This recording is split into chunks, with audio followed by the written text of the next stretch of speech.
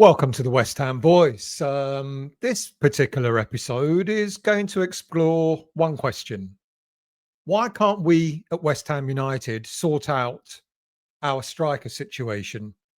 And of course, with Niklas Fullkrug injured yet again and Nuno Espirito Santo searching for answers, is he going to get them in the squad that we currently have? Or is he going to have to go looking when the January window opens? So, Niklas Fullkrug, his latest injury, has reopened an old wound at West Ham. You know, the club's chronic inability to rely on a consistent number nine. But I've got to ask a question further than that. Even if Fullkrug was fit, does he actually really fit into Nuno's system? The only way you can answer that is to compare Fullkrug with the forwards who have succeeded under Nuno. But we also need to evaluate alternative internal options. No good looking at other clubs and going, if only we had a player like that. We've also got to see what we need or what we can do for the here and now. And of course, the obvious names come up. Callum Wilson, you know, another striker that we signed in the summer, another injury-prone striker that we signed in the summer. There is, of course, the youngster, Callum Marshall. I think we count our lucky stars that we didn't actually send him out on loan now. I don't know if that was calculated or just by chance. I don't know. And then, of course, there's other alternatives. And we're going to look at Jared Bowen as a potential striker option as well. But if there are no answers or no long-term answers within the squad, then it must mean that Nuno is going to have to dive in to the January transfer window. And if so, who might he want to target? Right. If you're new to this channel, the first time that you're watching the West Ham Voice, or if you've watched me before but yet to become a subscriber, that QR code that's just appeared in the top corner there, all you got to do is click on that and it will take you through to the subscription page. Really easy to subscribe, costs nothing to become a subscriber of the channel. At the very least, if you do not subscribe, then please do hit the like button on this video after you've watched the video. And additionally, there's also a hype button below the video as well on YouTube. And if you've enjoyed it, then please click hype, because what it does is it attracts other people to watch the show as well. And if you're feeling really generous, you can also become a member of the West Ham Voice. And any membership income raised goes to Prostate Cancer UK. And so far to date, we've raised £230 for that good cause. Right, let's get back to it, shall we? Let's dive into Niklas Fullkrug's background and West Ham record to date. Not that there's much of a record to talk about. We all know he signed for West Ham United in August 2024 from Borussia Dortmund for a sizable fee. And he was, at the time, a sought-after centre-forward who was expected to lead the line, to provide a physical presence, intelligent finishing, and he came with those 18-yard box, penalty box instincts. Since arriving, he has struggled for continuous momentum. He has had spells out injured, limiting his availability, and his goal return for the club have been sporadic rather than any sustained form. In fact, I've said it before, Fullkrug seems to be more vocal off the pitch than he is on it. Fullkrug's time at West Ham has been punctuated by hamstring and tendon-related problems and recurring muscle issues that have cost him many weeks on the sidelines across the season and a bit that he's been with us. He's out again for what looks to be yet another lengthy period of time, this time with a thigh muscle tear. Now, Nuno, in an interview, has confirmed that he will be out for quite a while, which indicates that the muscle tear is quite serious.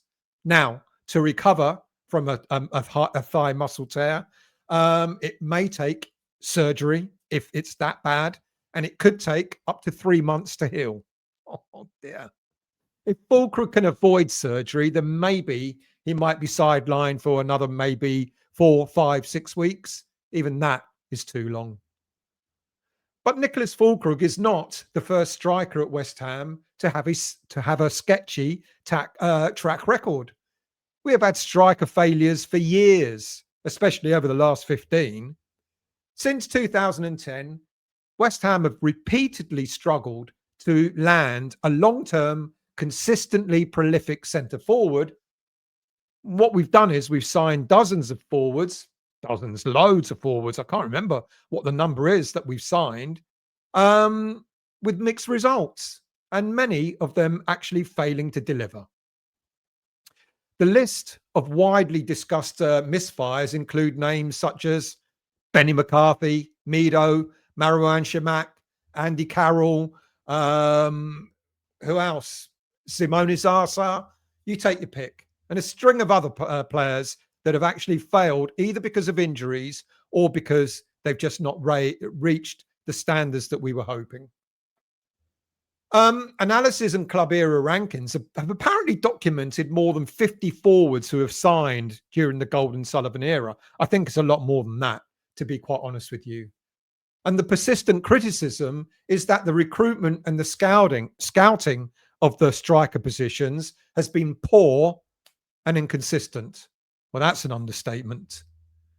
So why is the failure of signing decent strikers so symptomatic at West Ham? This is mainly down to the club's transfer policy, the club's transfer strategy, occasional rushed recruitment, a reliance on short-term fixes rather than building a clear attacking profile, which has contributed to an era where we have not had reliable number 9s at West Ham United. The short-term fixes also include changing of managers, of course, or heads of coaches or whatever you want to call them, who all want a different type of striker at the club. So one manager goes out and buys a striker that fits his playing philosophy, only for the next manager to come along and tear up that template. Now, a prime example of this in recent years was when David Moyes took over from at West Ham for his second spell at the club, this time taking over from Manuel Pellegrini.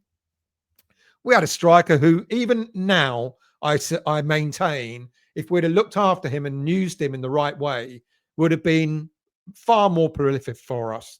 But Moyes didn't see this in Sebastien Haller. He preferred Antonio to lead the line because that was the type of player that he wanted at the club rather than Sebastien Haller. So, hence the question I asked a moment ago. Even if Fullkrug was fit, does he actually fit into Nuno's striker template? Now, Nuno tends to prefer strikers who combine mobility, tactical discipline, pressing intensity, the ability to link play, and when necessary, to hold up play that complements a compact defensive shape and quick transition from defense to attack. Now, Fullkrug kind of brings some of that. He's strong in the box instincts. He's got strong in the box instinct finishing, but is more traditional in his reliance on positional poaching and physical presence than in offering consistent high energy pressing or the sustained mobility Nuno often demands from his forwards. So Fullkrug is workable under Nuno, but he's not an ideal match. His recurring injuries and profile make him a stopgap rather than a typical Nuno striker who leads a high-intensity, press-first front line. Now, let's compare the players that have worked under Nuno in the past few years. First of all, of course, is Raul Jimenez at Wolves. He combined technical link-up, intelligent movement, and a surprising work rate that allowed Nuno to build a system where the striker could both finish chances and help retain possession in the final third of the pitch. Jimenez's movement and ball retention better fit Nuno's desire for a striker who can facilitate transitional attacks and sustain his team's shape. And then, of course, the contrast was Chris Wood at Nottingham Forest. He offered a game of directness, aerial presence, a proper target man profile. Nuno used Wood more as a focal outlet in situations requiring physicality and second ball dominance, accepting trade offs in mobility, his lack of, for aerial control and simple forward play. But it shows that Nuno can use different types of strikers in the situations that he finds himself in. But where does this put Fullkrug? Well, Fullkrug has pockets of both profiles. He can act as a poacher and he can occasionally hold up play, but he lacks Jimenez's consistent link up and Woods' unwavering ability and proven ability in the air. Making him, again, as I've said, making Fullkrug less of a natural fit and more of a hybrid compromise. So what about the squad? Well, with Fullkrug out injured, does Nuno have better internal options? And you've got to look immediately at Jared Bowen. And I know a lot of fans don't like this. Bowen's record as a striker when he's played in that role is actually quite good. But of course, he is primarily a wide forward and a creative scorer who thrives in half spaces with long distance finishing and intelligent off-ball runs. Bowen can lead the line in short spells or act as a false number 9 in systems that emphasize inward runs and overloads. But to deploy him long term as a pure centre forward would underutilize his best attributes and risk creativity losses in other parts of the pitch. And then, of course, you've got Callum Wilson. He brings Premier League proven finishing, intelligent movement, and a decent balance of hold-up play and run-ins behind defences. Wilson's long injury history, however, is a concern, but his profile is closer to the pragmatic finishing striker that Nuno can rely on in direct play. Now, despite being overlooked for the Arsenal game, there's every reason to expect Wilson to be Nuno's first choice to step up whilst Fullkrug is absent. And then, of course, there is young Callum Marshall, who is mobile, natural instincts inside the box, and could be great as an impact player. Now, Marshall, he offers a lot of energy, a lot of pressing, unpredictability, but lacks that physical maturity at the moment and consistent end product to be a reliable week in, week out starter for a side that's fighting to get goals. He's best used as a rotational option, as a development kind of substitute. But with these options, will Nuno have to adapt his tactics to get the best out of these players? Well, if he starts Wilson, this is likely to maintain the status quo as best as possible. With Wilson as the central striker in a 4-2-3-1 system, with Bowen and Somerville in the wide berths, doing their inward running roles, plus attacking midfielders running through to provide late box entries, this would actually help Wilson with his link-up play and his physical strengths. You know, with the players around him, he could succeed, but it's his, unfortunately, it's whether he can stay fit, which is the big question mark. So there's got to be, if Wilson does get an injury, there's got to be a secondary plan in case we end up without a fully fit striker or with one who is very inexperienced. Nuno can use a rotated false 9 system with Bowen or another attacking midfielder dropping centrally, such as Souček. Many people have suggested that Souček should play up front. You know, with his height and with the youth's crossing, he could probably get a decent number of goals. But is he good, apart from that, apart from aerial threat? Can he play that kind of hold-up role that you'd expect a striker to do? I'm not so sure that Souček can. And then, of course, there's Paqueta, who could also perhaps fit into that central striker role. We've seen him play a false number 9 before, but again, it's makeshift rather than it being a long-term strategy. Now, if Bowen were to start up front, Nuno could draft in a player like, I don't know, Luis Guilherme to play in that advanced role. So we have options there if need be. And as I mentioned, where appropriate, he can introduce Callum Marshall as an impact sub to exploit tired defenders, to focus on quick, direct forward play rather than expecting complete possession based hold up play. But again, this is all piecemeal. And what if it doesn't actually work out? Well, we're just over 2 months before the January transfer window opens. And I would like to think that Nuno has a number of targets that the club may realistically be able to pursue, and some not realistic. Names have already been bandied around, such as Ivan Toney, one of the unrealistic ones, who currently plays in the Saudi League. He's rumoured to want to return to the Premier League in order to try and win back his place in the England squad for next summer's World Cup. Toney would be a good fit. We all know for several years that Toney would have been a good fit if only we'd gone and bought him when he was much younger. He's still young. Was he 29? He still would be a good fit. But he's earning something like 500 grand a week, tax free, in Saudi. West Ham are going to be in no position to offer him silly money. But I think he would also be faced with a huge tax bill. I think if you come out of that structure and then come back to football here, he might also be faced with a huge tax bill. I cannot realistically envisage a financial settlement being arranged that would suit both him and West Ham. Amongst other strikers, there are names bandied around, such as I think today, Thursday, Karim Adeyemi of Borussia Dortmund, Man United's Joshua Zirkzee, amongst others. Now, Adeyemi is an interesting one. After a tricky start to his career at Borussia Dortmund, he started to gain some traction at the German club. And I doubt very, very much, I don't even know why his name has come up, but I doubt very much, he's still got 2 years left on his contract.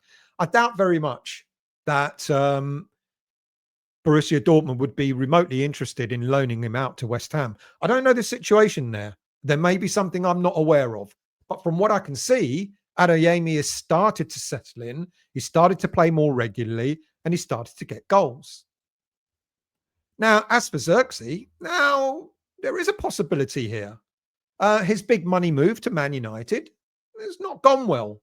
And he's been more of a bit part player this season instead of being in the regular starting lineup. A loan move for him could be a distinct possibility. But he's another player who's had his fair share of injuries. Look, whoever Nuno thinks he's going to get or hope to get, we're all hoping that it's a striker that's going to fit Nuno's ethos. We need a striker who's mobile, capable of pressing from the front, ideally an experienced Premier League poacher, but that doesn't have to be, but also with a good fitness history. So in summary, Fullkrug can be made to work in a Nuno setup with careful minutes and tactical tweaks, but he's not the ideal prototype. And given that he is currently out injured with a muscle tear, his return might not be until the January window opens anyway. We're going to probably be without him for the next 2 months, if not longer. And given that, Nuno's going to have to think, what else can he do whilst Fullkrug is out? But even when Fullkrug returns, I think his playing days at West Ham are just about done and dusted. I can envisage next summer we'll get rid of him for a paltry amount of money just to get him off the paper, off the wage list at West Ham. So for now, we've got Callum Wilson, who offers the closest internal solution if fit. We've got Jared Bowen, who can be repurposed for short-term central roles, but as I've said, will lose the creative output on the flank. We've got Callum Marshall, who provides an option potentially as an impact sub. I'd love Marshall to start, and maybe, quite possible, he might start against Brentford on Monday night. You know, and if he does and he does well, then great. That would be fantastic. But I actually do think he might be an option from the bench. And at a time when we need to make our defense stronger, so that we don't concede as many goals as we have been, we also need to start looking at our scoring as well. It's going to be interesting to see what Nuno does. No one ever said it was going to be an easy job for him.